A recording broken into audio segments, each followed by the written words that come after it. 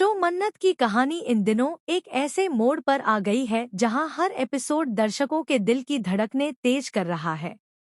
मन्नत का किरदार इस समय बहुत बड़े इम्तिहान से गुजर रहा है।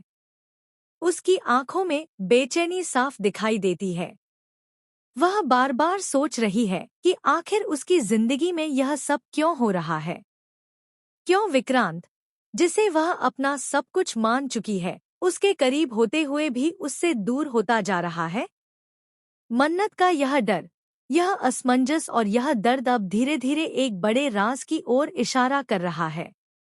दरअसल कहानी में नया मोड़ तब आया जब नीतू ने मन्नत के खिलाफ चाल चली।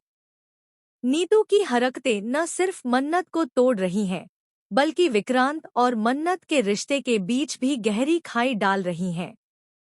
नीतू जानती है कि अगर वह विक्रांत और मन्नत के बीच शक और गलतफहमियां पैदा कर देगी तो दोनों कभी साथ नहीं रह पाएंगे।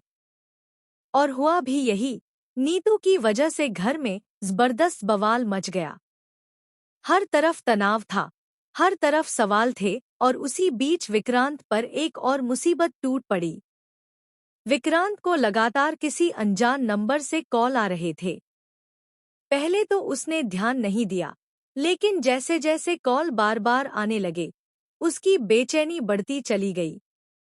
जब आखिरकार उसने कॉल रिसीव किया, तो दूसरी तरफ से एक महिला की आवाज सुनाई दी। वह महिला कोई और नहीं, बल्कि उसकी असली माँ थी। इस सच ने विक्रांत को हिला दिया। वह सालों से इस सच से भागता आया था कि उसकी असली माँ कौन है और क्यों उसने उसे छोड़ दिया। और अब जब वह सच उसके सामने खड़ा था, तो उसकी पूरी दुनिया हिल गई। मन्नत यह सब देख रही थी। उसे समझ नहीं आ रहा था कि विक्रांत क्यों अचानक इतना परेशान हो गया है। वह उसके पास जाकर पूछना चाहती थी, उसका दर्द बांटना चाहती थी, लेकिन विक्रांत हर बार चुप हो जाता। उसकी चुप्पी, उसकी बेचैनी, उसके गुस्से भरे जवाब मन्नत को और भी परेशान कर रहे थे।